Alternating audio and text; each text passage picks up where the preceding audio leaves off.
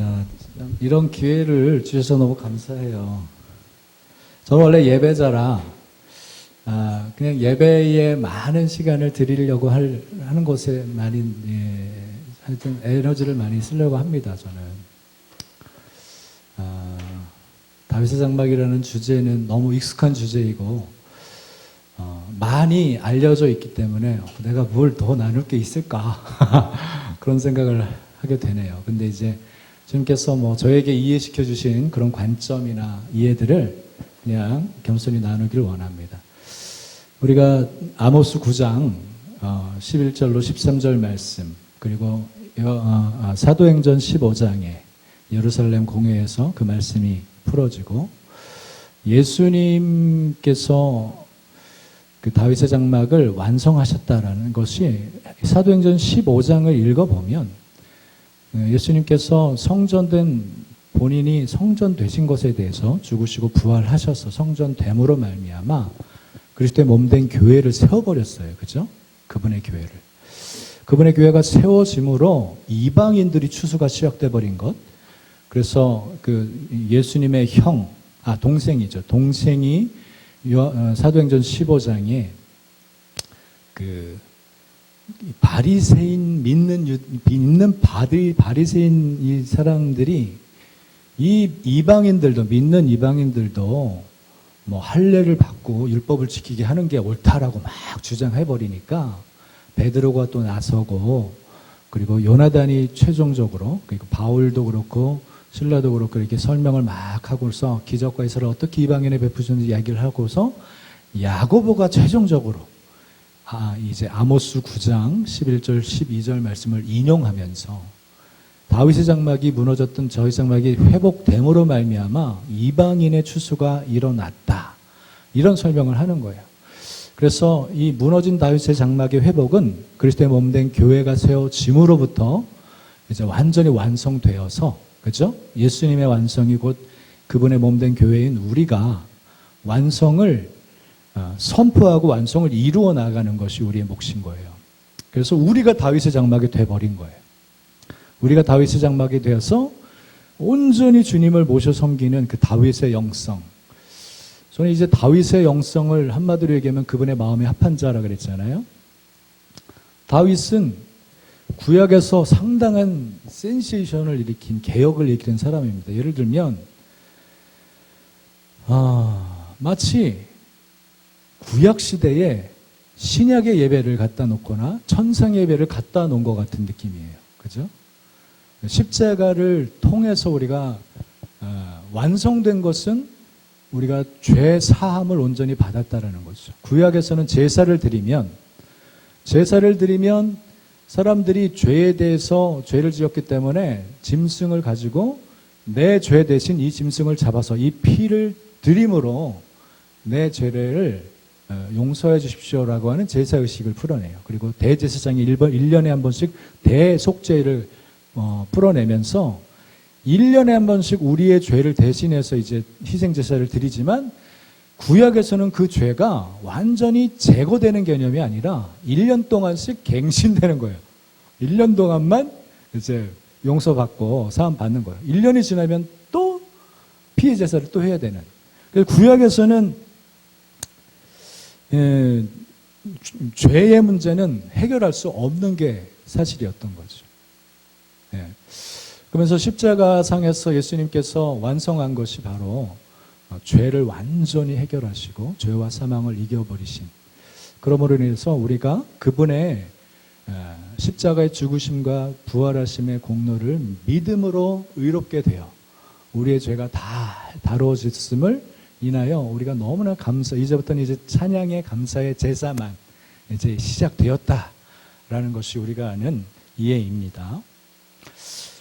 그러면서 구약 시대에 이 다윗은 어떤 마음이 있었냐면, 지금 목사님께서 말씀하셨지만 주님의 영광이 항상 머물러 있게끔 예배의 본질을 죄의 제사장과 레위인들을 항상 피의 제사를 드리는 것과 율법을 준행하며 섬기는 일에 봉사일을 하기 위해서 제사장하고 레위지파들을 그렇게 사용했었는데 갑자기 다윗이 등장하더니 주님의 언약궤를 성막에 있는 곳에 갖다 놓지 않고 이 예루살렘의 시온산의 시온성에 본인의 천막을 만들어서 여기 모시겠다. 그렇게 해버렸어요. 왜냐하면 내가 왕으로 섰지만 주님께서 나를 왕으로 세우신 목적은 을 알고 겸손하게 하나님의 나를 이렇게 세우셨구나 하면서 다윗이 어릴 적부터 경험했던 그 예배, 어릴 적부터 왕따 당하면서 주님 앞에 혼자서 드렸던 예배 가운데서 예배를 하프를 연주하면서 드리다 보니 예배 가운데 주님이 임해버리는 걸 경험하기 시작하고 하나님의 살아계심을 맛보면서 정말 귀하게 그 예배를 통해서 뭔가 맛을 봐버렸어요. 천상의 주님의 임재와 영광을, 그리고 계시가 풀어지는 것도 알게 되어버렸고 정말 하나님은 실제하신다는 것을 경험해버리니까 그 경험 가운데 하나님이 나의 도움이시고 피난처이시고 나의 모든 것임을 다 알게 돼버리니까 이제 하나님이 또한 나를 왕으로 세웠다는 걸 또 알게 돼버렸으니까 진정한 나의 왕 중의 왕이신 그분을 잘 모시는 것이 가장 중요하다는 걸 알아버렸죠. 그래서 시온성 그 다윗의 천막을 세워가지고 거기다 그분의 영광의 임재를 상징하는 언약궤를 갖다 놓습니다. 그리고 피의 제사를 드렸던 제사장과 그것들을 섬겼던 레위지파를 갑작스럽게 그거 하지 말고 노래라, 악기를 연주시키게 하고 노래를 계속 연습시키게 해서 24시간 쉬지 않고 그분의 임재 앞에 그분을 노래하는, 그래서 모든 악기를 다 동원하게 하고 또 다윗은 뭐 악기를 다 개발하고 연구해서 악기를 막 만들었다고 그러잖아요. 그래서 많은 노래하는 사람들을 세우시고 뭐 아삽, 헤만, 여두둔 같은 놀라운 그 노래하는 선두주자들을 세워가지고 이 레위 집회와 제사장들을 그렇게 예배하는 자로 만들어 버렸어요. 그것이 다윗의 마음인 거예요. 주님의 영광이 항상 머물러 있게끔 하는 것, 이것이 제일 핵심 중요하다. 마치 십자가를 통과한 사람처럼, 마치 신약에 있었던, 천상에 있었던 존재 같은 사람이 구약시대에 딱 갖다 놔진 느낌이에요. 그래서 이 십자가를 딱 봤을 때 십자가를 통해서 바뀐 것은 피의 제사가 이제는 없어졌다는 거예요. 이제 죄 사함의 제사, 피의 제사는 없어졌다. 끝내버렸기 때문에 완전히 바뀌어버렸어요. 근데 십자가를 통과하기 전에 바뀌지 않은 것이 있어버린 거예요. 이게 바로 예배.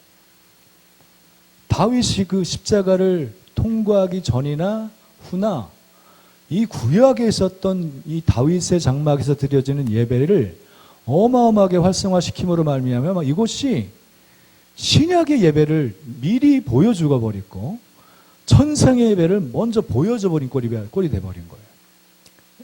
정말 제사장과 레위 사람까지도 개혁을 시켜버려서 노래하는 사람으로 계속적으로 세워버리고 또 노래에 전념하면서 연구하면서 새로운 노래를 만들 수 있도록 적극적으로 지원해주고, 그 이유는 단 한 가지입니다. 정말 주님의 임재, 주님의 영광이 항상 머물러 있게 하는 것.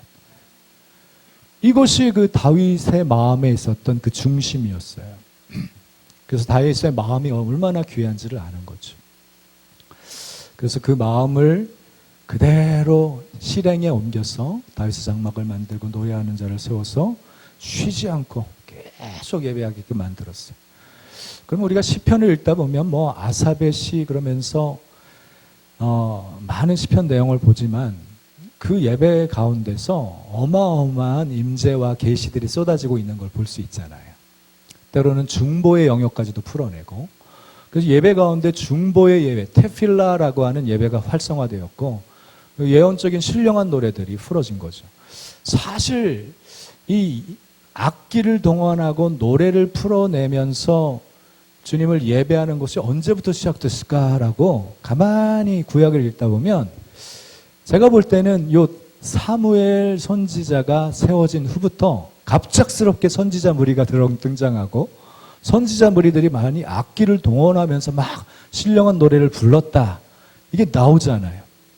그것을 보면서 야, 사무엘 때부터 뭔가 주님께서 인도하심을 따라서 선지자 학교에 예배를 악기와 노래로 뭔가 활성화를 시키는 것들이 주님으로부터 오게 했구나.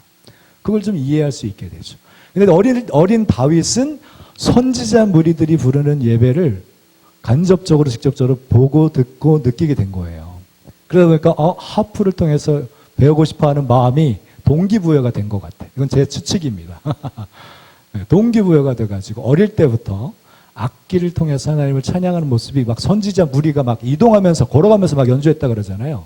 사울 왕이 되기 전부터. 그러면서 이 선지자 무리가 활성화되면 선지자 학교들이 막 세워지면서 알게 모르게 보여지기 시작했구나, 세상에. 천상의 예배가 모형적으로 선지자 학교들을 통해서 악기의 연주가 얼마나 중요한지, 그것을 통해서 하나님이 얼마나 우리 가운데 임재하시는지 그것들을 좀 경험하게 되었고, 다윗은 어린 마음에 그거를 보면서 우와 좋네 하면서 받아들였고, 개인적 삶에 어릴 적부터 왕따 되면서 양치기 하면서도 외로움을 달래는 어떤 그 수단이 돼버렸어요, 처음에는. 그러다가 예배하고 연주하고 나가다 보니까 이게 활성화가 되는 거예요. 그래서 저는 그냥 그림이 그렇게 딱 보여졌어요. 다윗의 마음이.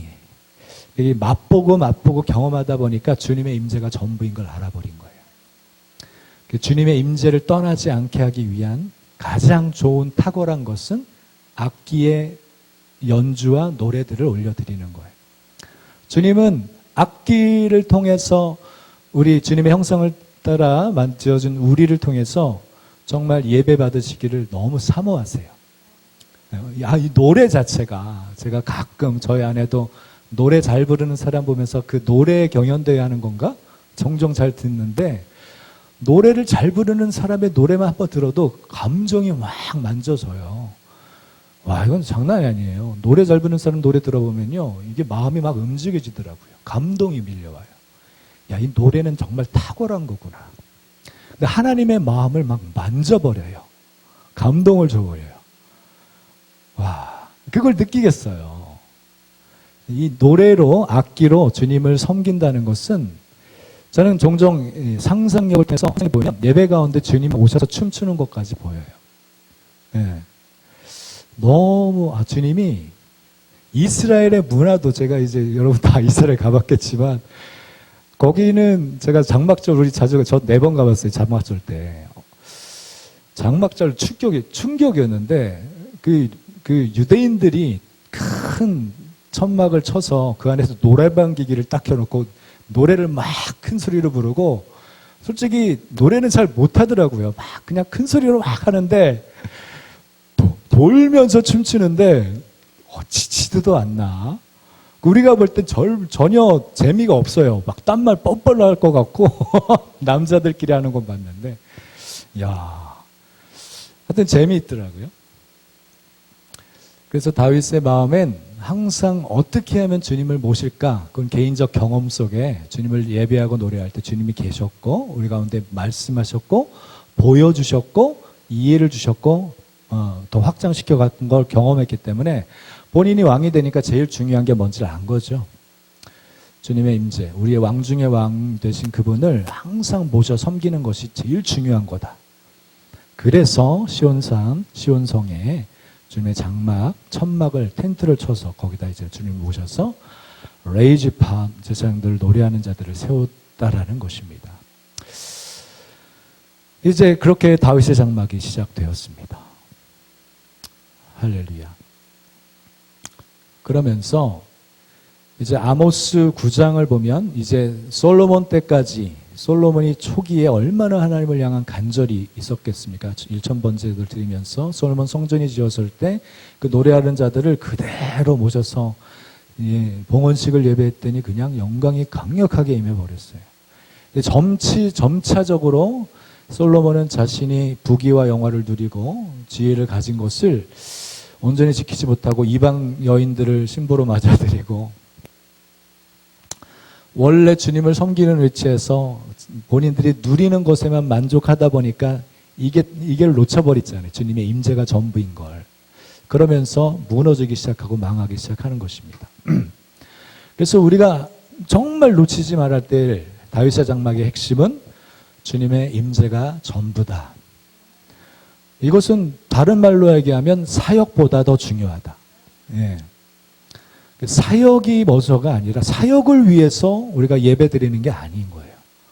예배를 위해서 또 그 예배의 확장의 하나의 부분으로 사역이 풀어지는 거죠. 성령께서 인도하시는 대로 순종해 나가는 것. 십자가를 통하기 전에 이 예배는 엄청 활성화되었고 다윗을 통해 십자가를 통과한 후에도 정말 이제 우리는 피의 제사를 드릴 필요 없이 감사와 찬미의 제사를 드리고 삶의 예배까지 이제 확장되기 시작합니다. 그래서 아까 사도행전 15장에 나오는 예루살렘 회의에서 그 딱 이 야고보가 결정한 아모스 9장, 우리 펴십시다. 아모스 9장.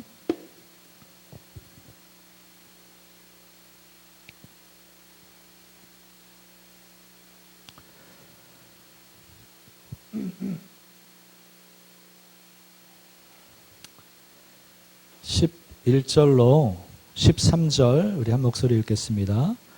시작.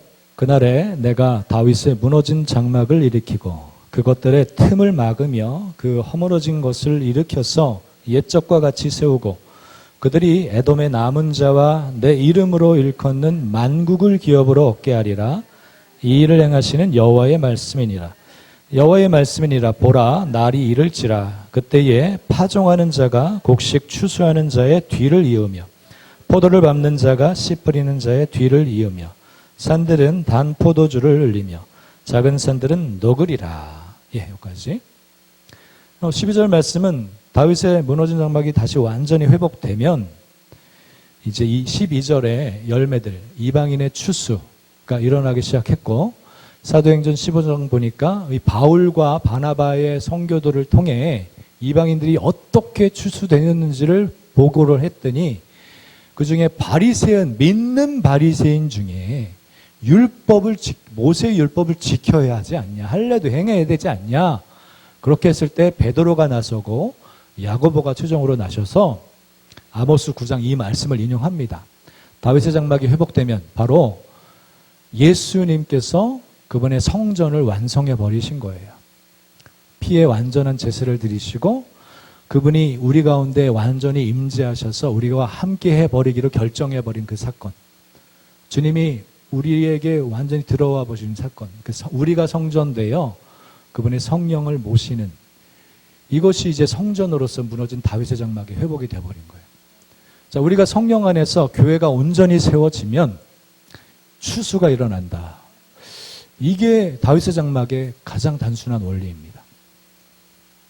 성전이 온전히 세워지고 그 안에 다윗의 때처럼 정말 그분의 임재가 전부입니다 라고 하면서 어떤 사역의 목적이 아니에요. 개인적 사역 이윤을 목적한 것도 아니에요. 주님이 나의 전부라고 하는 순전한 예배자들. 이제 여기서 이게 예배자가 이제 요한복음 4장에 등장하는 겁니다. 저는 그것까지 이제 풀기 원합니다. 그래서 온전히 주님의 임재가 전부입니다 그러면서 주님을 온전히 사랑으로 섬기며 모시고자 하는 그 마음, 순전한 마음이에요. 이게 다윗의 마음인 거예요. 주님이 나를 세우신 걸 아는 거야. 더 이상 교만할 이유까지도 없어요. 그냥 주님이 나의 전부입니다 고백하면서 순전하게 그분을 모시고 섬기고자 하는 마음이 신령과 진정으로 이제 예배할 때, 장소가 아닌 때라고 하면서 예수님이 가르쳐 주셨잖아요. 이제는 장소적 개념이 아니에요. 왜냐하면 이제 우리가 성전이 되어버렸기 때문에. 바로 예수와를 만난 그때 이 사마리아 여인은, 수가성 그 사마리아 여인은 정말 사실 제가 좀 많이 놀던 사람이에요. 저도 많이 놀았던 사람이라 정말 사랑해. 어릴 적부터 이제 시골에서 자라서 사랑이 뭔지 알겠어요. 저희 어머니가 95이세요. 전 막내고. 그러면 이분들이 매일 밤일 나가고 새벽 일찍 일 가고 노는 것을 못 봐요. 저는 이제 7남매 막내인데 저에게 뭐 부모님들이 저를 어떻게 사랑할 줄 어떻게 알아요? 그냥 저는 방치됐어요. 방치. 제가 알아서 그냥 컸어요. 뭐 멘토가 있나 저를 뭐 좋은 말 하면서 저를 잘 이끌어준 것도 하나도 없고 그냥 사랑에 목말랐던 사람 같아요. 어릴부터 이제 많이 사랑 결핍이 좀 있었는가 봐요. 막 좀 저를 잘 대해주는 사람이 있습니다. 그래서 친구들을 만나서 뭐 이것저것 먹고 마시는 거 좋아했고, 은근히 어떤 자매들이 저를 막 친절하게 대한다. 나 좋아하나 보구나. 그러면서 나도 좋아해드리고 이런 형태, 아주 단순한 삶을 살았던 것 같아요. 근데 이제 주님이 저를 강권적으로 확 붙들어져 버리시더라고요. 인생, 세상이 이렇게 호락호락하지 않고, 이 세상이 정말 악하고 세상은 만족을 줄 수 없구나라는 걸 제가 딱 경험한 후에, 그러면서 하나님께 따지듯, 하나님 제 인생 왜 이래요? 그러면서 막 따졌어요. 그리고 나서 제가 고향에 어릴 적 다녔던 교회를 다시 내가 왜 이제까지 교회 안 다녔지? 그런 거예요. 그래서 딱 그때부터 갑자기 술 좋아하고 담배 피고 막 놀기 좋아했던 제가 한순간에 그게 끊어져 버리더라고요. 신기하게.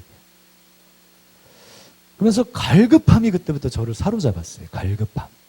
근데 갈급함이 내 시골 교회에 다녔던 그 교회에서 그 갈급함을 채워주지를 못하는 거예요. 너무나 종교적이어서.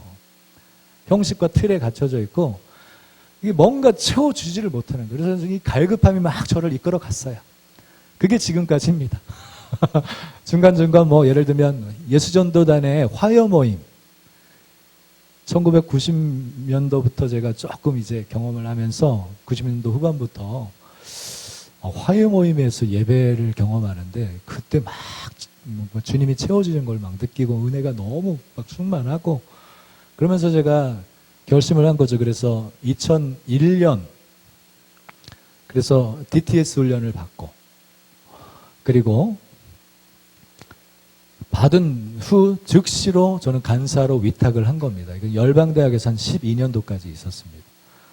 저는 주력으로 한 게 처음에는 청소년 사역 하다가 그다음부터는 이제 중보기도학교에 있었고, 중보기도학교가 되게 영적인 영역이 많이 열리는 곳이에요. 그래서 거기서 많은 도움을 받고 은혜도 받고 경험을 쌓았죠.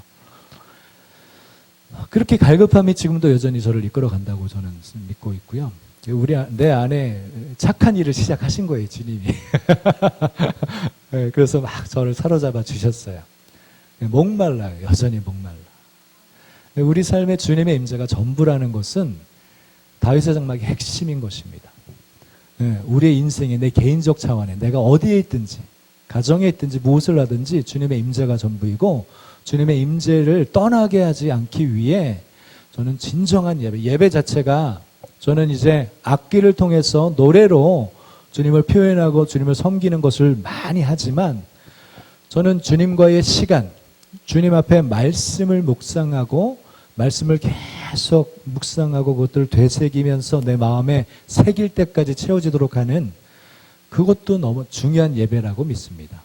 네, 그러니까 우리가 할 수 있는, 우리가 내 개인적 기질, 성향에 맞춰서 나로 기도로 헌신하게 하시건가, 어쨌거나 우리가 사역적인 목적으로 지금 정말 나라를 위해 기도하고 중요하게 원민족을 위해서 기도해야 되겠지만, 구분이 필요하다고 봐요.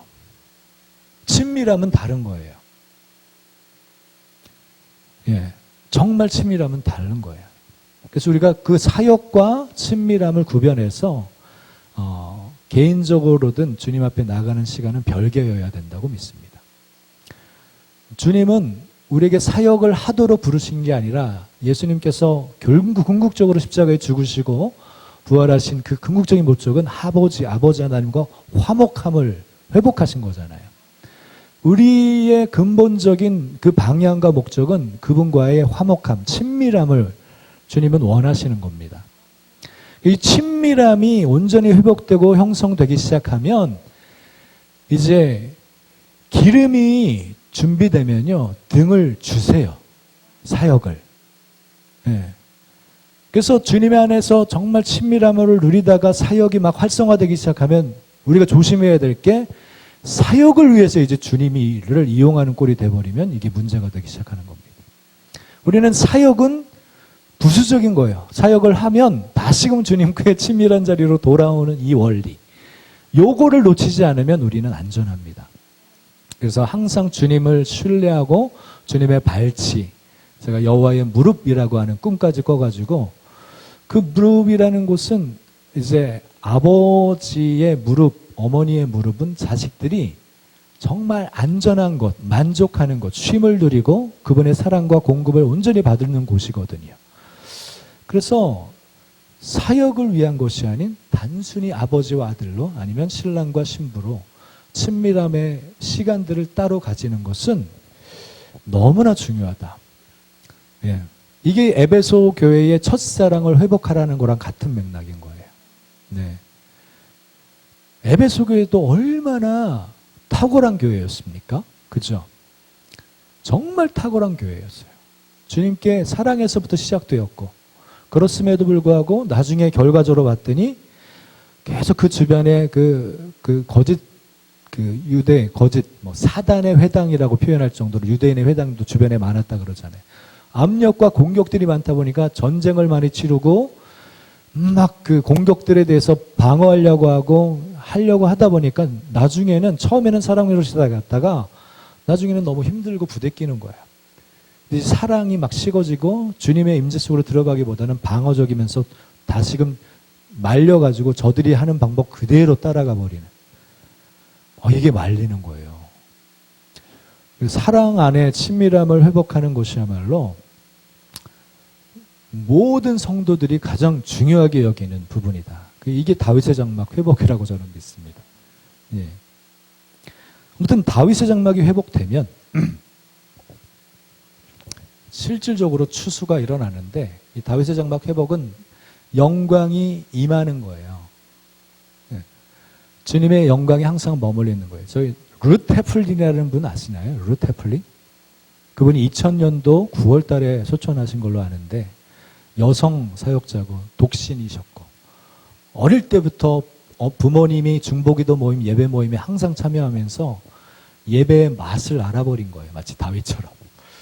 그래서 결혼도 안 할 정도로 예배 가운데 깊이 들어가는 분이셔요. 그분의 책들을 영광 시리즈, 계시적 영광, 부흥의 영광, 또 영광. 그 책을 저는 정말 제가 멘토처럼 그 책이 저에게는 인생에 참 도움이 됐어요. 근데 그분이 공식이 딱 하나 있는 거예요. 예배할 때 찬양하라. 예배의 영이 임할 때까지. 예배하라. 영광이 임할 때까지. 그리고 그 영광 가운데서 걸어가라. 이게 그분이 우리에게 주신 공식이에요. 놀랍더라고요. 그분은 기도하면서 예배하다가 사실 아까 처음 드려진 찬양곡 있죠. I'll look upon your face and worship you, my Lord. 사실 그게 루트 헤플린의 노래입니다. 제가 유튜브에서 그분의 살아생전 예배드렸던 걸 찾아가지고 그걸 mp3를 해서 악보를 땄어요. 아주 단순하면서 깊어요. 네, 루트 헤플린의 제 멘토가 됐어요. 사실 그분이. 아무튼 기도하다가 예배하다가 그냥 순간이동 해버리고 천국에 가버리고 다른 나라 영으로 가서 사역을 하고 천사들의 방문 내 생물까지 방문했대요. 계시적 영광에 보면 정말 주님 보좌에 있는 내 생물까지 방문할 정도로 주님과의 얼마나 친밀함을 누렸는지. 그래서 우리가 예배를 드리면 예배 가운데서 예배의 영이 임해버리면요. 그때는 쉬워져요. 예배가. 그냥 흘러가는 대로 가는 겁니다. 계속 이런 것들을 활성화시키다 보면 영광까지 임하는 것입니다. 그 영광이 임해버리면요. 주님이 그냥 그때부터 완전 일해버리죠. 거기까지 더 많이 추구하기 원하는데 아직까지는 둔한 부분이 제가 있어서 어디까지 영광인지 잘 몰라요. 다만 이 갈급함은요. 요즘은 더 많이 부어주시는 것 같아요. 주님을 향해. 저는 지금까지 사역을 목적으로 뭔가를 해보지를 않았어요. 그냥 예배자이고 싶었어요. 저는 원리를 압니다. 정말 앞서가시는 선배님들, 사역을 너무나 활성화하게 하시는 분들은 이미 그분 안에서 헌신되었고 그분의 인재와 계시 안에서 너무나 충성되게 잘 하고 계신 분, 너무나 귀한 거죠. 그래서 저는 여기서 중요한 것은 사역과 주님과의 친밀함은 조금 구분을 하셔야 된다. 저는 그 훈련 많이 합니다. 개인적으로 여러분 그 마음을 다하고 뜻을 다하고 힘을 다하여 여호와를 사랑하라, 이 말씀이 되게 유명한데, 이 뜻이라는 개념이 되게 중요하더라고요. 뜻을 다하여 사랑하라 그럴 때 이 뜻 안에 원어를 보면 상상력을 동원해서 하나님을 사랑하라예요. 제가 어느 순간 막 제가 계시를 받은 것도 아니고 제가 주님께 나아가는데 상상력을 동원해서 제가 하늘을 보자 지성소로 들어가 버리는 거예요. 상상력을 해서 들어갔는데 나중에 상상력을 통해 주님의 보좌를 보기도 하고 그것들을 만지기도 했어요. 제 상상력이에요. 근데 만진 후에 그 이후부터의 상상력은 제 상상력으로부터 온 게 아니에요. 제 손에 그 잎사귀, 나무 잎사귀가 놓여져 버렸어요. 그러면서 제가 벌러덩 넘어지더라고요. 주님의 감동이 이것이 생명나무 잎사귀라는 거예요. 만국을 치유하는. 치유의 기름 부음이 이 세대 가운데 풀어질 것을 선포합니다. 예, 제 아내는 꿈에서 주님의 지성소에 들어가서 법궤를 만졌대요.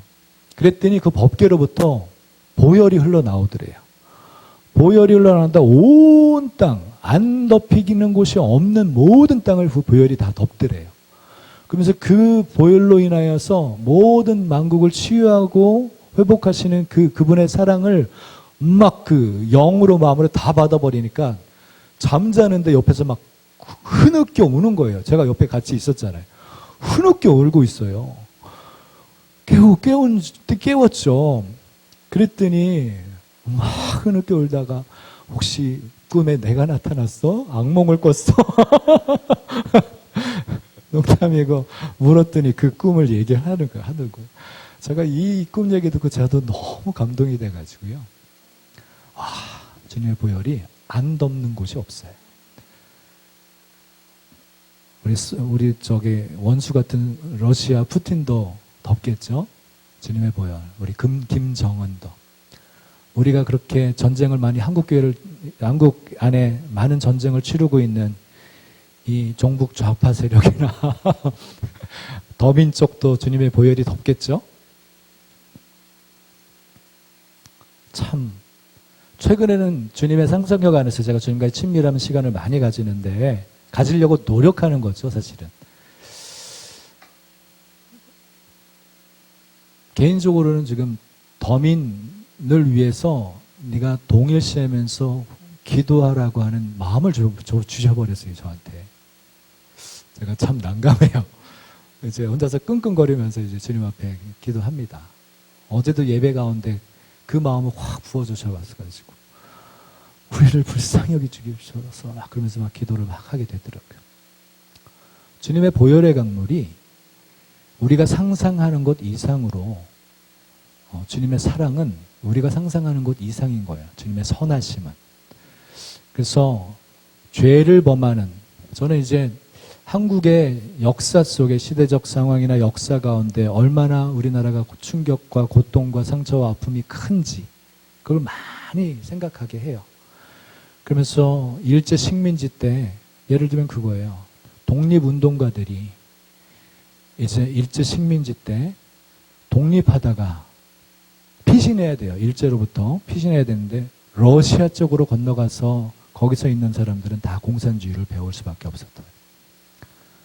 중국 쪽으로 건너간 사람들은 다 민족주의를 배울 수밖에 없었다. 이게 역사의 아픔인 거예요. 그래서 그들은 그런 사상과 이념을 받아서 독립운동 끝났더니 내가 옳다 하면서 이제 이념 전쟁이 시작되고 6.25 전쟁도 완전히 이념 전쟁이 돼버리고 마치 기독교인과 공산주의의 전쟁처럼 돼버린 거죠. 이게 얼마나 이게 위에서 가만히 보면 정말 주님이 안타까워하시는 것 같아요. 그런 헤아리는 마음이 조금 있으면 우리가 조금 더 긍휼한 마음으로 바라보면서 동일시하면서 그렇게 풀어갈 수 있지 않을까 싶어요. 잘못된 것은 반드시 다뤄야 됩니다. 아버지의 사랑은 반드시 그분의 사랑에 반대되는 것을 심판합니다. 예, 그래서 하나님의 심판은 반드시 하나님의 사랑을 대적하는 자유를 공격하고 사람들의 자유와 인권을 공격하는 그 모든 부분을 심판해야 됩니다. 그래서 불의와 불법과 거짓은 반드시 주님의 성품과 사랑 안에서 다루어질 것입니다. 그렇지만 그들 가운데 속고 있는 영혼들도 주님이 회개할 수 있도록 도와주시길 더 원하시죠. 저는 그 부분에 포커싱이 되어 있어요. 주님의 긍휼이 더 풀어주시도록, 회개할 수 있도록. 불쌍한 영혼들. 불쌍한. 송영길 씨가 꿈에 나왔어요. 저희 부부가 그분 집에 들어가더래요. 송영길 씨 리서치 다 했거든요. 완전 북한을 변화하시는 분이시더라고요, 거의. 주님의 감동이 그거예요. 저는 이제 주님의 마음이 그것이기 때문에 저는 이제 이 송영길 씨는 저는 더불어민주당 쪽에 대한 부분이라고 저는 이해가 되었고 이쪽을 위해서 정말 더 긍휼으로 기도해야 되겠다 그런 생각을 하게 됩니다. 다윗의 장막이 세워지면 아버지의 마음과 아버지의 뜻, 아버지의 성품들이 더 우리 가운데 입혀질 줄 믿습니다. 그래서 저는 에베소서 3장 말씀 좋아하는데 사도적 기도 선포죠. 그 영광의 풍성함을 따라 그의 성령으로 말미암아 너희 속사람을 능력으로 강건하게 하시며 믿음으로 말미암아 그리스도께서 우리 마음에 계시게 하셨고 우리가 사랑 가운데 뿌리가 박히고 터가 굳어져서 능히 모든 성도와 함께 지식에 넘치는 그리스도의 사랑을 알아. 그 너비와 길이와 높이와 깊이가 어떠함을 깨달아 하나님의 모든 충만하신 것들이 너희들에게 충만하기를 기도하노라. 궁극적으로 충만함이에요. 교회의 목적. 교회의 목적 그분의 영광 그랬잖아요. 그분이 우리 교회 가운데 충만하는 것이 우리가 추구해야 될 방향과 목적입니다. 교회의 존재 이유는 그거예요. 그분이 우리 가운데 충만하시도록 하는 거예요. 그게 다윗의 장막의 핵심. 그래서 예배하며 섬기면서 항상 주님으로 채워지도록 하는 그것이 핵심인 거예요. 다윗의 장막. 에베소서 1장에도 그래요. 교회는 23절로 보겠습니다. 기억을 할까 말까 하고 있어요. 23절은 기억하는데 22절도 중요하잖아요. 22, 23절. 또 만물을 그의 발 아래에 복종하게 하시고 그를 만물 위에 교회의 머리로. 만물을 그의 발 아래. 자, 우리의 발 아래. 예수님의 발 아래라면 교회가 우리가 그 발인 거예요. 발 아래 만물이 있고 이 만물을 지배한 이 세상 신이 우리의 발 아래에 밟히는 것입니다. 할렐루야. 그래서 저는 원수 마귀에게 포커스를 두는 관점을 썩 좋아하지는 않습니다. 그냥 우리가 뭘 하든지 주님의 영광 가운데 걸어가면 원수든 우리 발 아래에 오는 거예요. 원수는 우리 발 아래 그냥 밟히는 거예요. 네, 시편 110편 말씀도 이제 내 원수로 너의 발등상, 완전한 굴복이죠. 예수님은 승리를 완성해 버리셨어요. 근데 그 승리를 완성하는 것들을 하나님께서 예수님께 분명하게 선포하는 거예요. 내가 아버지 하나님이 너가 그 말씀을 딱 이해를 하면 네가 완성한 네 교회를 통해서 원수들을 완전히 밟아버릴게. 완전한 굴복을 만들어 버릴게. 그걸 하나님이 예수님께 약속한 거예요. 그러니까 하나님이 지금 일하시는데 예수님이 세우신 교회, 바로 우리 다윗의 장막된 우리가 그냥 원수를 밟아버리는 사역을 할 건데 여기서 중요한 것은요. 원수를 밟으러 다녀야지가 아니라 주님의 인도하심을 받고 순종하는 것이 되어야 된다는 것이죠. 우리 안에 계신 성령님, 그분이 하나님이신데 그분이 인도하시는 대로 순복해 나아갈 때 그때 원수가 밟히는 거예요. 예. 저는 이 원리를 분명히 합니다. 시편 110편 2절에서도 주는 원수들 등에서 다스리소서 할 때 이 다스리소서 원어로 보면 가장 먼저 나온 해석이 짓밟다예요. 짓밟다. 원수들 가운데서 짓밟다. 통치가 있는데 원수들을 밟아버리는 거예요. 우리는 그래서 저는 이 선포를 잘합니다. 우리는 승리의 집행자이지 전쟁에서 막 이기려고 애쓰는 사람이 아니라 예수 그리스도의 승리를 집행하는 사람들이라는 거예요. 그래서 우리의 전쟁은요, 쉬운 거예요. 이게 믿음인 것입니다. 그래서 시온에서부터 이제 권능의 규가 우리 가운데 올 거라 그러잖아요. 시편 2편에도 거기서 나오는 시온에 나의 왕을 세웠다. 이게 예슈아시고, 그 예슈아는 죽으시고 부활하고 승천하셔서 성령을 보내주신 그 성령의 권능의 규가 바로 시편 110편 2절에 나오는 거죠. 성령의 권능을 따라 우리가 나아가는데 원수들 가운데서 시편 23편에 나오잖아요. 왜 원수의 목전에 눈앞에서 우리는 누리는 삶, 천국을 누리는 거예요. 이게 마치 원수들 보란 듯이에요. 원수들이 우리를 주시하고 공격하려고 하겠지만 승리가 우리에게 있기 때문에 온전한 정체성을 가진 하나님의 사람들은요, 원수에게 포커싱을 두지 않고 주님이 하라고 하신 그것에 포커싱을 두기 시작하면서 그 원수들 가운데서 다스리는 거예요. 원수의 목전에서 그냥 우리는 상을 차리고 킹덤을 누리는 거죠. 그래서 킹덤을 누린다는 것은 모든 축복을 우리가 받아 누리는 겁니다. 하늘나라의 모든 축복들 받아 누리면서 그냥 걸어가면 저절로 원수들은 밟히는 것. 이게 킹덤의 백성들의 정체성입니다. 이건 이사야 61장 3절 말씀, 그 말씀 너무 좋아하는데 아름다운 관이 머리에 씌워집니다. 내가 누구인지를 아는 거예요. 내가 하나님의 아들, 하나님의 진정한 아들이 된다는 거예요. 내가 무엇을 누릴 수 있는지를 아는 거예요. 저기 두 아들이 있는 아버지, 또 탕자 비유 아시잖아요. 작은 아들은 탕진해서 돌아와서 다시 회복시켜주지만 큰 아들은 얼마나 불쌍해요. 내가 가진 것이 다 너의 것인데. 예수님도 요한복음에서 많이 표현합니다. 아버지의 것이 내 것이야 라고. 그러니까 킹덤을 누릴 줄 알아요. 그죠? 킹덤을 누릴 줄 알아요. 근데 그 큰아들은 아버지의 것을 누리질 못했었던 거예요. 이 얼마나 불쌍한 상황입니까?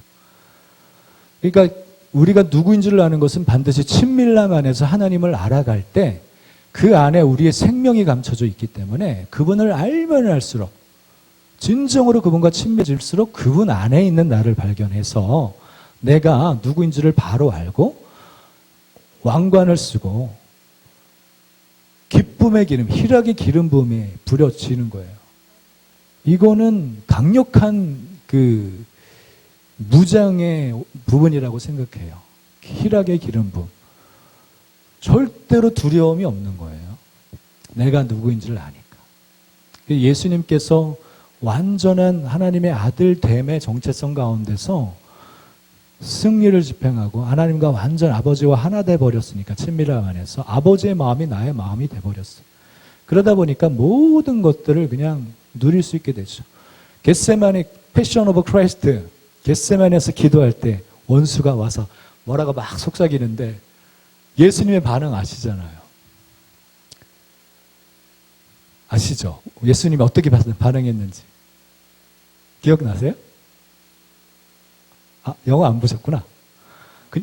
반응을 안 했어요. 마귀한테. 반응을 안 한 게 반응이에요. 마귀가 뭐라고 이렇게 해도 원수한테 반응을 안 해요. 그냥 아버지께만 순종했다. 그죠? 원수들은 우리가 반응하는 존재가 아니라 우리는 아버지께 친밀함 안에서 그분의 마음과 뜻, 지금 하라고 하신 것들을 잘 들으면서 받으면서 그거를 따라 나가기 시작하면 원수들은 그냥 밟히는 거. 이게 놀라운 계시입니다. 다윗의 장막 회복은 이것입니다. 그래서 성령의 인도함을 받는 삶을 우리는 친밀함 안에서 계속 배우시는데 우리가 많이 한국교회가 놓쳤던 부분이 너무나 사역이 잘 되면 그 사역을 맞춰가기 위해서 모든 것을 동원하고 그것이 중심이 돼버리니까 나중에 결과적으로 또 오면 친밀함을 놓쳐버려요. 이게 딱 원리예요. 그래서 항상 무익한 종의 자세로 마땅히 하여야 할 일을 한 후 다시 주님을 섬기는 그 위치로 돌아오는 것. 이것만 놓치지 않는 것이 제일 중요합니다. 그래서 만물을 그의 발 아래 복종하게 하시고 그를 만물 위에 교회의 머리로 삼으셨어요. 교회는 23절 말씀 멋지잖아요. 그의 몸이니 만물 안에서 만물을 충만케 하시는 이의 충만함이 교회의 정체성. 충만함이 교회의 정체성. 우리의 목표, 목적은 그분의 충만함입니다. 이곳에 우리가 헌신하는 거예요. 다윗의 장막은 그거예요. 그리고 주님의 거듭난 사람들, 요한복음 3장에 보면 거듭난 사람들은 니고데모한테 거듭나지 않은 사람들은 하나님의 나라에 볼 수 없어. 거듭나지 않은 사람은 하나님의 나라에 들어갈 수 없어. 그러니까 거듭난 사람들은 하나님의 나라를 실질적으로 본다. 들어간다. 아멘. 이건 실제예요. 근데 주님과의 친밀함 안에서 우리의 상상력을 동원해서 그분 앞에 계속 나가고 그분만 추구하면서 훈련되기 시작하면 그분의 나라에 이루어진 하나님의 뜻을 보잖아요. 그러면 우리가 현실적인 상황은 기도 제목들이 널려 있고 이 현실들을 고져서 너무나 계속 전쟁하고 기도하려고 하지만 사실 하나님 나라에 이루어진 그 뜻을 본 사람들은 무엇을 기도해야 될지 아는 거예요. 그래서 주님이 하라고 하신 포커스에 집중하다 보니까 소진되지가 않아요. 에너지를 아낄 수 있고 더 쉽고 가볍게 주님의 일을 감당할 수 있다. 그렇죠? 그래서 하나님의 나라를 거듭난 사람들은 봐야 된다. 보지 못했다면 훈련이 안 된 거예요. 그렇죠? 훈련이 안 된 거예요. 뜻을 다한다라는 말이 바로 이겁니다. 우리 상상력을 동원하는 것입니다. 저는 매일마다 최선을 다해서 주님 앞에 주님의 의자 빈 의자 놓고 마주 앉아요. 그리고 주님이 계신 것을 상상합니다. 그 상상력 안에서 주님의 못 박힌 손과 발을 봅니다. 영광의 광채로 옷을 입은 것을 봅니다. 그분의 얼굴은 너무 찬란해서 도무지 볼 수도 없었어요. 저는 그 꿈, 여호와의 무릎이라는 꿈, 베레게라는 꿈 나눴잖아요. 그래서 그 앉아 계신 그곳에 제가 많이 기대요. 얼굴을 기대고. 그래서 주님 무릎을 이렇게 감싸고 앉습니다.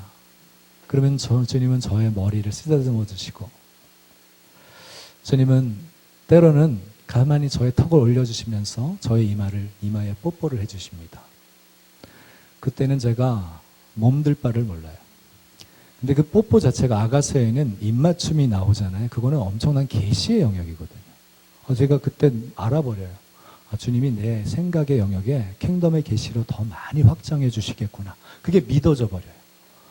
주님 머리를 어루만져 주십니다. 머리를 어루만졌을 때 킹덤의 사고방식으로 우리를 정돈시켜 주시는 거예요. 엉클어진 세상에 살아가면서 여러 가지 문제와 상황으로서 많이 엉클어진 머리들을 정돈시켜 주시는 거예요. 그래서 우리를 여유 있게 해버려요. 킹덤의 사고로. 막 치우치지 않아요. 에베소 4장에는 우리가 이제는 어린아이가 되지 아니하여서 막 세상의 풍토와 뭐에 밀려서 요동하는 사람이 되지 않게 하려 함이라. 이게 성숙하지 못하면 항상 이리 치이고 저리 치이고 힘들고 지치고 어려워지는 거예요. 그래서 우리가 장성한 자의 충만한 자까지 이르는 성숙함을 이루는 것이 지금 이때에 너무나 중요하구나. 친밀함은 훈련을 통해서 나아가는 것입니다.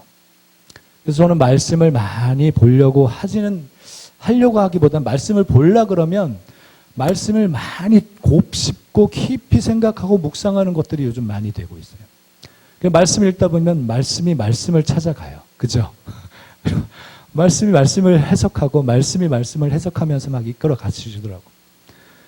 그러니까 주님과 독대하다 보면요, 이게 그냥 자연스러운 거잖아요.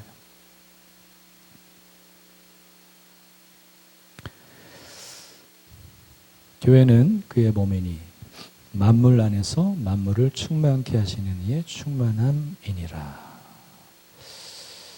에베소서 4장이나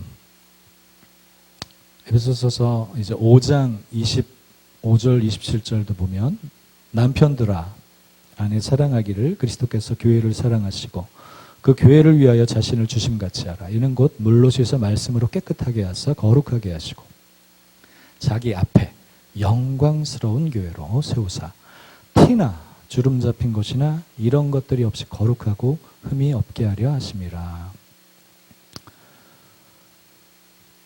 재미있어요. 베드로가 예수님께서요, 요한복음을 보면 13장에 되게 재미있는 사실, 바락에서 성찬을 하신 걸 마지막 날 제자들하고 성찬하고 예수님이 수건을 두르시고 제자들의 발을 씻기십니다. 한 사람씩 한 사람씩 발을 씻기시는데 베드로 앞에 딱 나타나서 저는 절대로 저 발 씻기시면 안 됩니다. 그러면서 막 그러는 거예요. 내가 너의 발을 씻기지 않으면 내가 너와 상관이 없다. 그랬더니 그래요? 그럼 목욕도 시켜주세요. 그러는 거예요. 그러면 예수님께서 하신 말씀이 너는 이미 목욕 다 했어. 발만 씻으면 돼. 너는 이미 깨끗했어. 너무 부러운 거예요. 이 말을 보면 요한복음 15장에 이하 보면 내 말씀, 내가 이르는 이 말로 너희들이 깨끗해졌다라는 표현을 해요.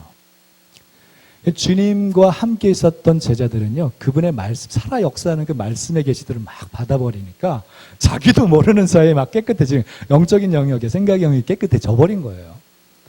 이미 너는 깨끗해서 넌 발만 씻으면 돼. 그러면서 섬김에 대한, 낮은 자로 섬기는 것에 대해서 계시로 가르쳐 주신 거잖아요. 이 말씀은 우리를 깨끗하게 합니다. 이건 계시가 임하면. 예언적인 꿈이나 환상도 다 말씀이에요. 살아있는. 되게 구체적인 계시적인 꿈들을 주심으로 다양하게 주님이 확증과 확증을 통해서 계속적으로 우리에게 말씀해 주셔요. 저는 그것만 따라가는 사람이에요. 어쩔 수 없어요. 제 주관적이 될 수밖에 없지만 그것은 제가 꽂힐 수밖에 없어요. 저에게 주신 계시이기 때문에. 우리나라 대한민국이 보이고 동쪽과 서쪽에 꽃이 피어가는데 그러면서 미문의 때다. 아름다운 꽃. 바로 그리스도의 장성한 분량이 충만한 한 사람 한 사람, 킹덤의 사고로 무장되어 연합을 이룰 줄 아는 사람들이 동과 서로 세워져서 세팅될 것이다. 이렇게 이해를 줘버리는데 제가 어떻게 이 부분에 포커스를 안 두겠어요? 어쩔 수가 없어요. 우리는 그 부르심을 따라 헌신해야만 합니다. 주님께서 일하시는 대로 저는 쫓아가는 거죠. 그리고 또 서로 다양한, 저는 분명히 알아요. 제가 잘 모르는 영역. 저는 개인적으로 저는 우리 구장경 목사님 너무 좋아하는데 이분이 국제적인 어떤 기도를 풀어내시잖아요. 그 다양한 차원의 계시들을 너무나 잘 아세요. 그래서 이분과 같이 예배하고 같이 중보 모임하면 전 너무 도움을 받아요. 그러면서 서로가 서로가 받는 것, 이게 그리스도의 건강한 몸이잖아요. 우리가 잘 못하는 것은요, 잘하는 분 의존하면 돼요. 받으면 돼요. 서로서 이게 그리스도 몸인 거예요. 모두가 잘할 수 없어요. 그죠? 그래서 서로가 필요한 겁니다. 서로가 연결되어 결합되고 하나를 이루어 나가는 것이죠. 하나님의 나라 다윗의 장막은요, 자기 자신을 자랑하거나 내세울 필요가 없습니다. 오직 그분께만 포커스가 있기 때문에. 그래서 우리가 제가도 예배 때에도 표현하지만 예수 그리스도의 십자가의 죽으심, 그것으로 우리가 이롭게 되었기 때문에 이제 그분의 그 사랑을 우리가 알아서 이제 그분을 위해 우리의 삶을 드리고 뭐 재물을 심든지 사역을 풀어내든지 그 모든 것들을 주를 위해 하잖아요.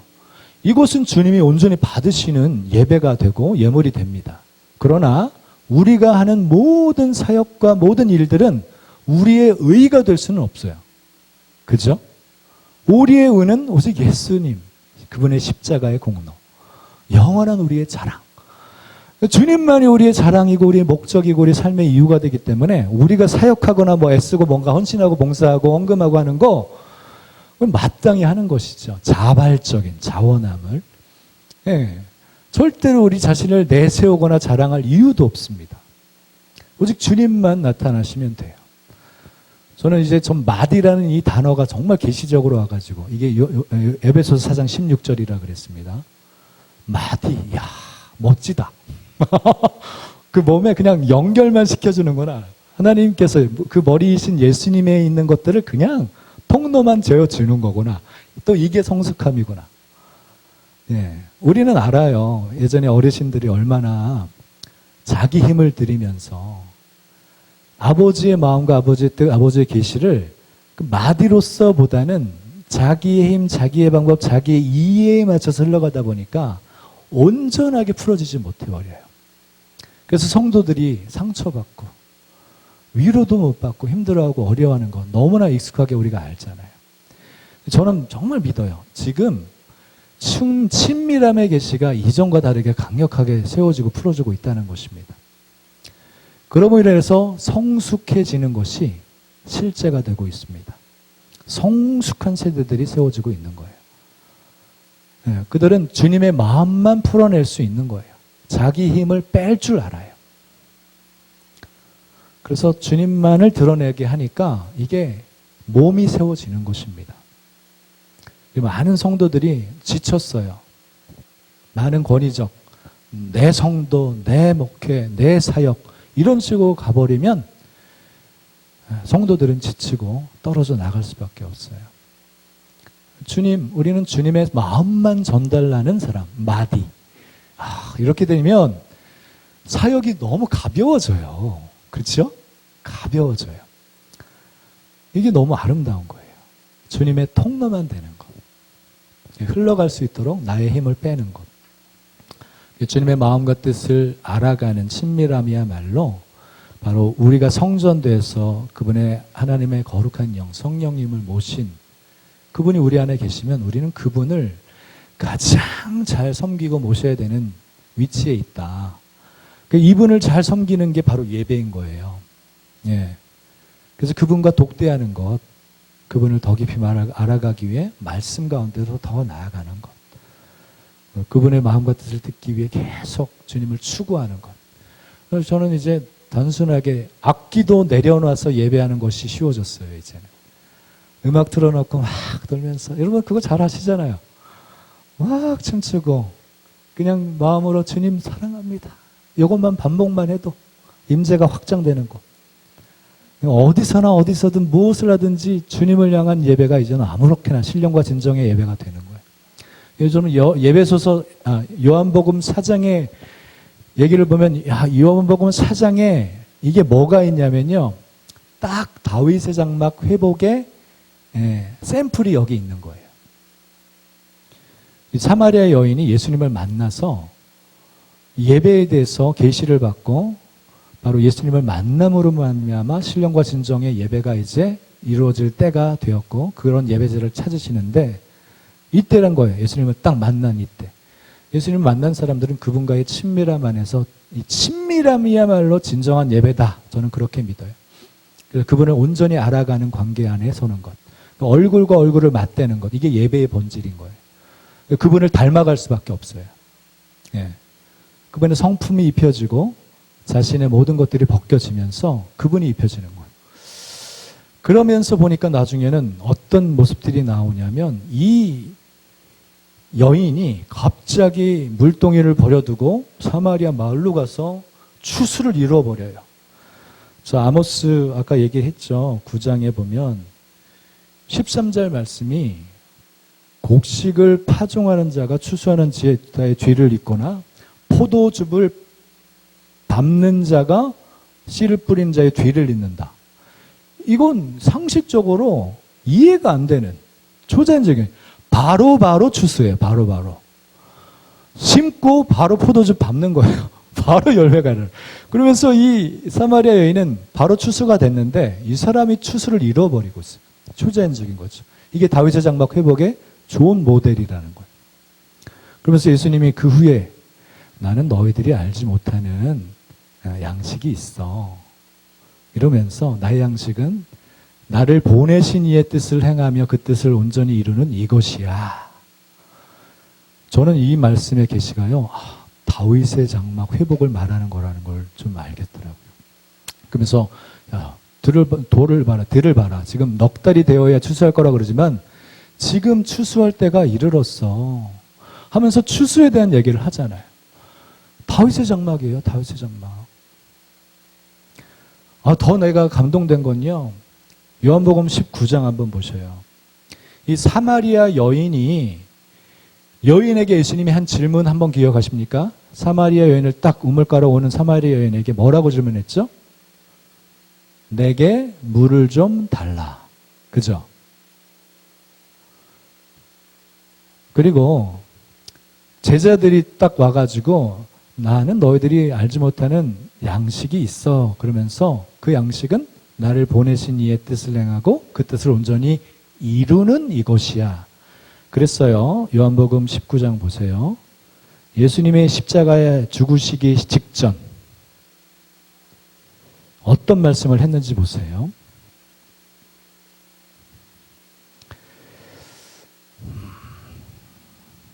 28절부터 30절이에요. 제가 이 말씀을 읽으면서 갑자기 요한복음 4장이 확 들어오더라고요.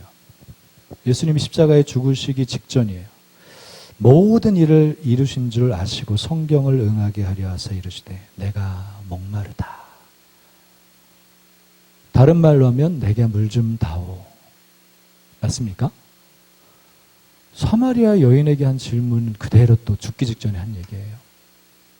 그러면서 신포도주를 그릇을 살짝 받았대요.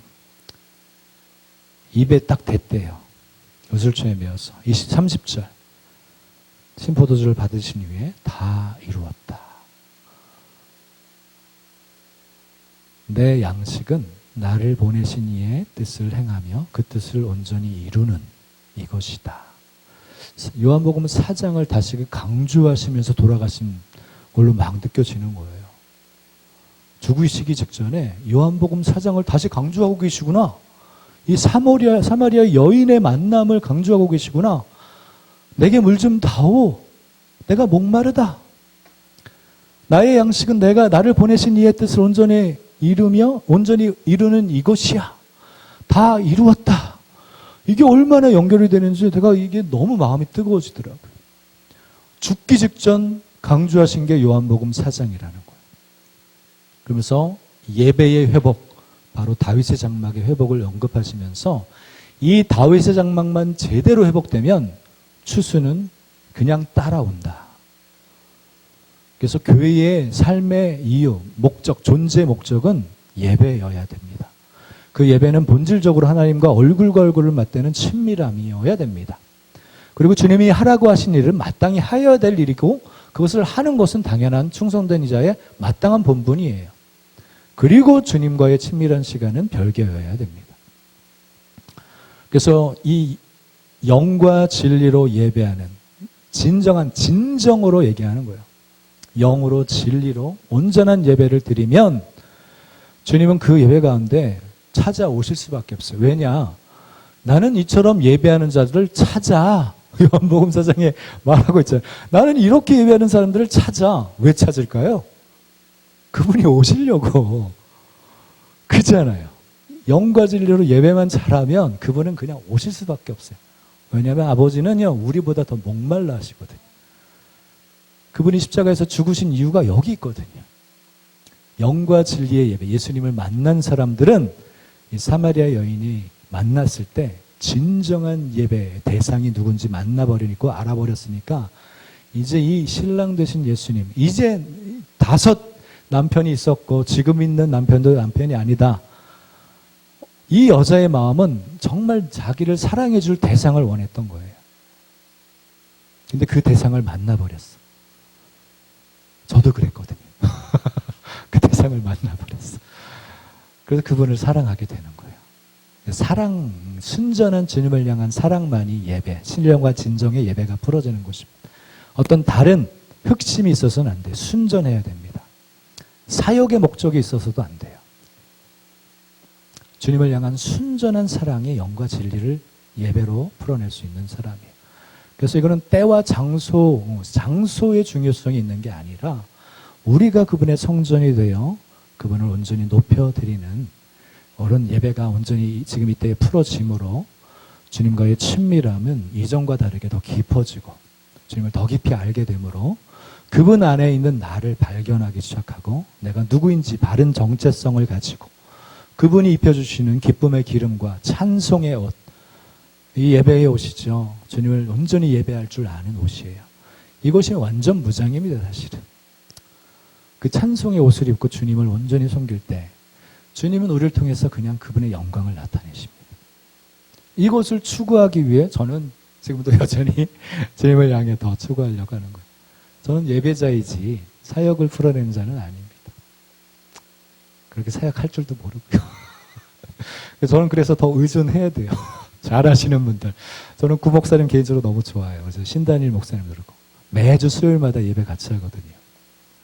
이분들이 얼마나 탁월하신지 제가 많이 경험하고 많이 배워요. 또 얼마나 또 성숙해요.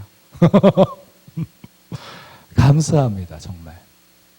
그래서 우리는 서로가 필요해요.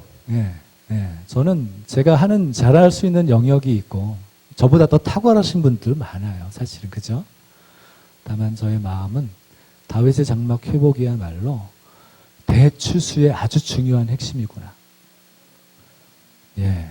그러면서 주님을 제대로 친밀함으로 만나고 추구하고 시간을 주님께만 드리고 이게 계속 활성화되다 보니까 쓸데없는 것들이 벗어져요.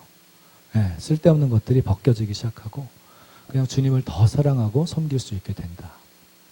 그렇게 우리가 주님 앞에 온전한 예배자로 세워지니까 이제는 기름이 준비되니까 등불이 와버리는 거죠. 예. 이게 참 자연스러움인 것 같아요. 그래서 우리는 제가 정말 강조하고 싶은 건 그리스도의 장성한 분량이 충만한 데 이르는 것. 이게 예배로 우리를 예배 가운데서 풀어지는 것이다. 예배형 안에서. 주님과의 만남이죠. 친밀한 만남. 그래서 그분의 성품으로 입혀지고 충분히 주님 앞에서 주님을 닮아가는 삶으로 성장해질 때 비로소 성령님은 우리를 통해서 권능으로 역사하기 시작하는 것입니다. 그 제자들이 예수님과 함께 있으면서 몇 날이 못돼 약속한 선물을 받을 것이다. 10일 후에 오순절 때 성령이 임해버리니까 성령이 임했는데 성령과 권능은 별개입니다. 오늘날 우리도 성령을 받아서 우리가 성령의 도우심 안에서 우리가 성장하고 자라나는데 권능은 성숙한 만큼 부어주는 거예요. 우리가 성숙한 만큼. 만약에 성숙하지 않았는데 권능이 불어졌다? 이거는 너무 비인격적인 거고 하나님은 그렇게 사용할 수가 없으신 분이에요. 우리가 준비되면 준비된 만큼 주님이 쓰십니다. 이 원리는 아주 단순하기 때문에 우리가 애써서 뭔가 잘하려고 할 필요도 없는 거예요. 그래서 놀라운 주님의 인도하심 가운데 지금 이때가 기름 부음 안에서 탁월해지는 세대이고 정말 킹덤의 모든 뜻을 이루어낼 줄 아는 준비가 계속적으로 확인되고 세팅되고 있는 곳입니다. 4시 반이네요. 제가 뭔가 빠뜨린 게 없나? 저는 최근에 시편 110편 말씀을 좀 나눌게요. 최근에 저희가 아는 어떤 다른 사모님께서 꿈을 꾸셨는데 그 꿈에 저의 사모가 나와서 통장을 보여주더래요. 통장에 막 11,000이라는 숫자가 한 70번 이상 막 찍히더래요. 하루에도 몇 번씩 찍히고 최종적으로 한 70번 이상 찍히는데 그 번호, 그 숫자 옆에 보통 이름이 써져야 되잖아요. 계좌에. 근데 이름이 아니라 주님을 찬양합니다. 주님은 선하십니다.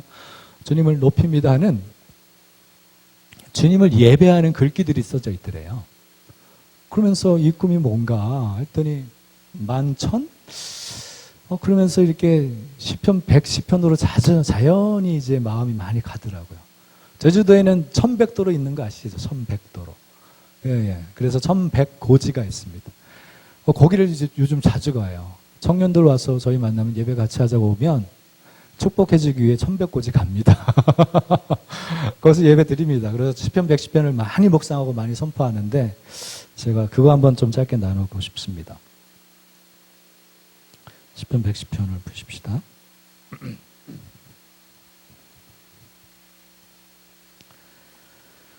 제가 아까 1절, 2절 좀 설명을 드렸잖아요. 눈으로 좀 보십시오.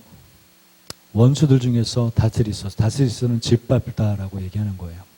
3절 말씀 보면 제가 이거를 패션 성경이나 히브리 원어 성경으로도 많이 보고 그래요. 우리 구목사님도 상당히 이 부분을 많이 풀어내십니다. 주의 권능의 날에 주의 백성이 거룩한 옷을 입고 즐거이 헌신하니 새벽의 술 같은 주의 청년들이 주께 나오는다. 제가 나름대로 원어와 패션과 여러 가지 것들을 종합해서 제가 정리해서 읽어드리겠습니다. 주님의 군대가 소집되는 날, 주의 백성이 거룩하고 아름다운 위엄과 뛰어남의 옷을 입고 새벽의 태에서부터 이슬처럼 기꺼이 즐거이 주님께 헌신하며 나옵니다. 제가 임의대로 이렇게 좀 만들어 봤어요. 주님의 전쟁의 날, 권능의 날, 전쟁의 날, 그리고 군대가 소집되는 날 같은 말이죠. 근데 주의 백성들이 거룩하다라는 것은 이제 우리가 주님께 구별되어 봉헌되었다 이거잖아요. 우리가 주님의 것이 되었다. 근데 옷이라는 이 옷의 어원을 이제 히브리 원어를 봤는데 옷 자체에 되게 좋은 표현들이 많아요. 해석들이 많아요. 아름답다, 위엄 있다, 뛰어나다, 탁월하다. 이 옷 자체에 그런 해석이 있다라는 거예요. 와, 이 옷이 정말 강력한 옷이네. 그 옷을 우리 가운데 입혀주신대요. 그러면서 새벽의 테러부터 저는 이제 어떻게 보냐면 새벽은 주님 밝은 태양이 이제 떠오르기 직전이잖아요. 마치 마지막 때를 보는 거죠. 주님이 재림하시는 그때. 왜냐하면 4절, 5절 이후부터는 이제 주님이 진노하시는 심판주로 오시는 모습이 보이잖아요. 재림의 주님. 그래서 새벽의 때라고 할 때 이제 마지막 때라는 것을 얘기하는 것 같아요. 마지막 때 가운데 강력하게 주님의 청년들이 자발적으로 헌신하며 주님 앞에 나오는 거예요. 이거는 또 다른 말로 하면 아주 대추수들이 이루어난다 같이 연결된 부분이다. 우리가 다 아시잖아요. 이 3절을 가만히 보면 거룩한 옷을 입고 자발적으로 주님의 군대로 소집되고 있는데 주님 앞에 온전히 정렬되고 헌신하고 있는 모습을 딱 보니까 이 사람들 제대로 헌신된 사람이면 이들은 주님의 마음과 뜻과 연결돼서 그분과 친밀함을 아는 백성들이구나. 정말 성숙한 사람들이구나. 이거를 좀 개인적으로 묵상하게 된 거예요. 그러면서 4절 말씀 멜기세덱의 서열을 따라 영원한 제사장, 예수님이 한 얘기니까 사실 이제 예수님이 예언은 바로 그분의 몸된 우리가 받아들일, 우리가 믿어야 될 말씀이잖아요. 우리가 이제 멜기세덱의 서열을 따른 영원한 제사장으로 서는 것입니다. 그래서 예수님은 멜기세덱의 서열이 되셨고, 사실 이 서열이라는 이 단어를 제가 조금 봤어요. 이 서열, 디브라라고 하는 단어가 나오는데 오온적으로 철저의 말, 이유, 소송, 질서, 배려 이런 단어들이 해석이 되어 있습니다. 자, 멜기세덱이 한 말을 완성하기 위해 멜기세덱이 선포한 말과 그 소송들, 하나님께 선포한 소송들을 완성하기 위해 끝내기 위한 영원한 제사장이다. 저건 이렇게 해석이 되는 거예요. 그러면 멜기세덱이 뭘 선포했어요? 그게 질문이 들어가는 거죠. 멜기세덱의 서열을 따라라고 했을 때 멜기세덱이 선포한 말과 그가 한 소송의 그거를 완성하고 끝내기 위해서 예수님께서 네가 영원한 제사장이야 라고 얘기했고, 또 우리가 그 멜기세덱의 서열을 따른 그분의 몸된 교회가 되었다. 그럼 멜기세덱이 한 말이 중요하구나 이렇게 이해가 됩니다. 그러면 우리가 창세기 14장을 봐야 되겠죠. 창세기 14장 아브라함에게 축복한 말씀이 여기 나옵니다. 그래서 제가 상당히 개인적인 은혜와 도움을 참 받은 내용이에요. 18절로 20절 시작. 살렘 왕 멜기세덱이 떡과 포도주를 가지고 나왔으니 그는 지극히 높으신 하나님의 제사장이었더라. 그가 아브라함에게 축복하여 이르되 천지의 주제이시오 지극히 높으신 하나님이여 아브라함에게 복을 주옵소서. 너희 대적을 네 손에 붙이신 지극히 높으신 하나님을 찬송할지로다 하매 아브라함이 그 얻은 것에서 10분의 1을 멜기세덱에게 주었더라. 이 멜기세덱이 한 말이 뭐냐라고 할 때 천지의 주제이시여 지극히 높으신 하나님이여, 하나님을 부른 거예요. 멜기세덱이 한 말 딱 이거야. 아브라함에게 복을 주옵소서. 이거예요. 복을 주옵소서. 예수님은 이 말을 완성하고 끝내기 위해 영원한 제사장이 되셨다. 복을 주는 것. 여러분, 아브라함은 자체가 믿음의 조상입니다. 그렇죠? 구약 율법 시대, 율법이 있기도 전에 하나님께서 말씀하신 그것을 온전히 믿었어요. 믿으니 의롭게 여겼다 그래요. 믿음으로 의롭게 된 존재예요, 아브라함이. 그래서 믿음의 후손인 우리는 믿음으로 유업을 받는 것을 우리가 받게 되었죠. 아브라함이 온전히 하나님을 믿음으로 따랐던 인물이라고 하면서 아브라함에게 복을 주옵소서. 근데 이 전 내용은 우리가 잘 알듯이 그돌라오멜 연합군과 소돔과 고모라 연합군이 싸워서 소돔과 고모라가 패하고 롯도 잡혀가고 재산도 다 빼앗기고 이제 아브라함이 318명을 거느리고 그들을 단 위에까지 쫓아가가지고 노량물을 다시 회복했어요. 318명이 그 연합군이 몇 명인지는 안 나오지만 그래도 몇십만은 되지 않을까 싶거든요. 318대 몇십만이라 이거는 초자연적인 승리거든요. 그래서 20절을 보면 너희 대적을 네 손에 붙이신 지극히 높으신 하나님을 찬송해야 돼 라고 아브라함에게 너 교만하면 안 돼. 우쭐대지 마. 너가 승리한 게 아니라 너의 하나님이 승리를 주신 거야. 그러면서 이 아브라함이요 하나님의 승리를 그냥 취하고 돌아오는 상황이었어요. 마치 예수님을 믿고 예수님의 승리를 누리는 승리의 모든 전리품들을 취하고 돌아오는 믿음의 우리와 같은 거예요. 아멘. 그래서 이 멜기세덱은요 바로 믿음의 모든 사람들에게 복을 주옵소서 이거를 선포해버렸어요. 그래서 예수님은 그것을 완성해버리셨잖아요. 모든 저주와 죄와 사망을 다 해결해버리시고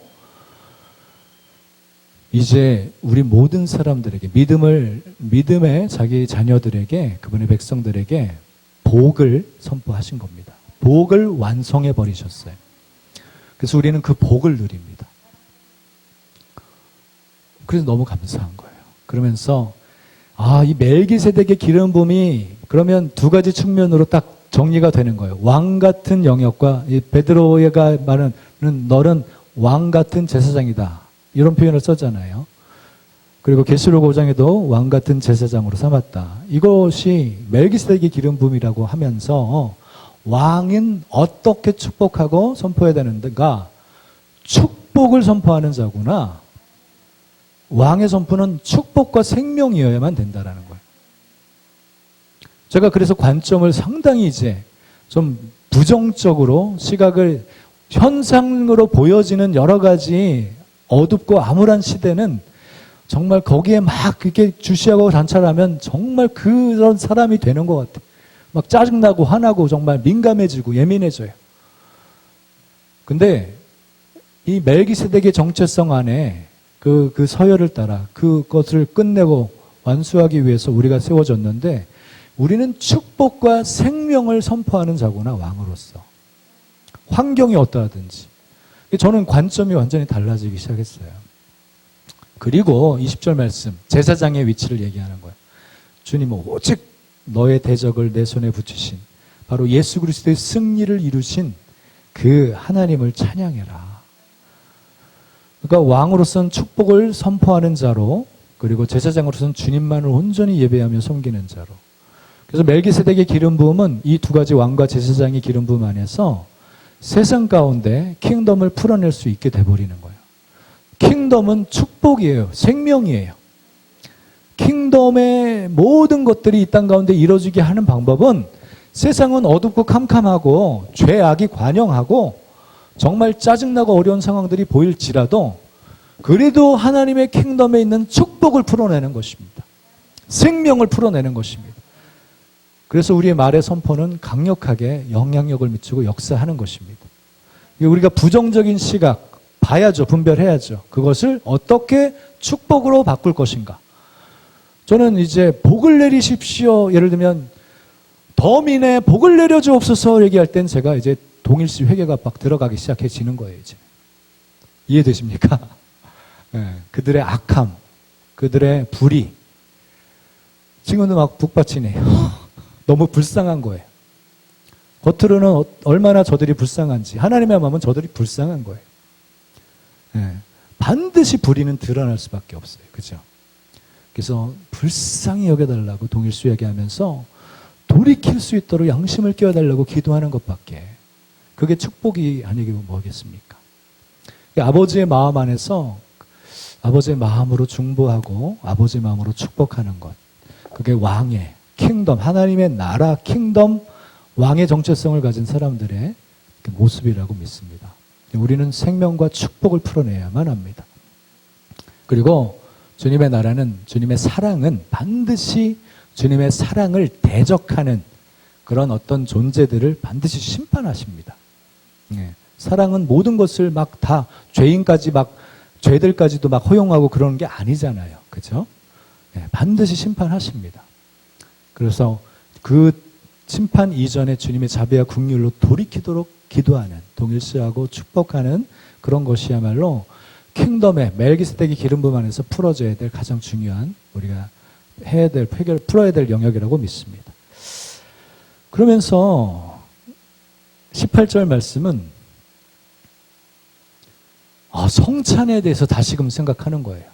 떡과 포도주를 가져와요. 이해되십니까? 예수 그리스도를 믿는 믿음의 자녀들에게 떡과 포도주를 가져와요. 주님의 성찬이 여기에서 시작돼 버렸어요. 이해되세요? 근데 제가 지금 한 오랫동안 지금 밤에 성찬을 계속해요. 매일마다 성찬을 합니다. 그 성찬 예배가 얼마나 좋은지 내가 너무나 맛보고 있어요. 근데 이 창세기 14장의 이 18절 말씀, 바로 믿음을 따르는, 바로 예수 그리스도의 승리를 누리고 노량물과 전리품까지 취하여서 하늘의 모든 축복을 받아 누리는 우리에게 예수 그리스도의 살과 피가 우리에게 전달되고 있는 모습 보이세요? 떡과 포도주를 멜기세덱이 갖고 왔어요. 그래서 이때는 알게 모르게 아브라함과 그 318명은 성찬을 한 거예요. 예수 그리스도의 살과 피를 먹고 마신 거예요. 너무나 큰 은혜가 되었습니다. 그래서 앞으로 매일마다 나는 성찬 계속할 거야. 성찬 가운데 주님을 더 깊이 채울 거야. 주님과 더 하나 될 거야. 이런 마음이, 사모하는 마음이 더 있어집니다. 할렐루야. 우리 주님은 너무나 선하십니다. 그래서 우리는 주님을 더 사랑하게 되고 더 아는 것을 노래하게 되는 것이에요. 주님과 더 깊이 사귀면 사귈수록 주님을 온전히 높이면 높일수록 주님 우리 가운데 와버리시고, 그 주님은 우리 가운데 일하시죠. 이게 루트 헤플린이 이스라엘에서 그 예루살렘을 위한 중보기도 예배를 계속 주님이 하라고 하셔서 거기서 했어요. 근데 그 간증을 들으면 그 예배자들이 함께 막 주님을 예배하잖아요. 근데 성령의 불이 그 이스라엘의 어느 지역에 막 떨어져가지고 어떤 사람들이 막 예수님 만났다, 성령님이 임해가지고 주님을 영접했다라고 하는 사건들이 막 일어나는 거예요. 주님이 가르쳐 주신 거예요. 그거였어요. 이 루트 헤플린은 그렇게 예배가 온전히 올려지니까 주님이 일하셔 버리는 거예요. 예. 와, 너무 사모되는 거예요. 야, 우리 힘이 안 들어가는데 주님만 높였더니 주님이 일하시네? 야, 이게 다윗의 장막이구나. 너무 사모가 됩니다. 기도하겠습니다. 아버지, 저희들 이때 가운데 온전한 다윗의 장막을 회복하셔서 주님의 모든 뜻을 완성하는 일에 다윗의 장막의 기름 부음과 정체성을 가지고 오직 주님과의 친밀함을 누리며 아는 것을 노래하고 예배함으로 주님을 더 영으로 깊이 예배하는 우리 세대가 되어 주님의 영광이 충만하게 임하고 주님이 이 땅 가운데 주님의 일들을 풀어내는 것들을 우리로 보게 하옵소서. 이제 이 세대가 주님의 것임을 선포합니다. 멜기세덱의 기름을 부음 안에서 이 세대를 축복합니다. 지극히 높으신 하나님이여, 이 세대에게 복을 내려 주옵소서. 이 민족에게 복을 내려 주옵소서. 그리고 우리가 이 민족, 이 세대가 주님만을 온전히 높이겠습니다. 그렇게 우리를 다윗의 장막으로, 주님의 성전으로 세워주셔서 감사드립니다. 예수님의 이름으로 기도합니다.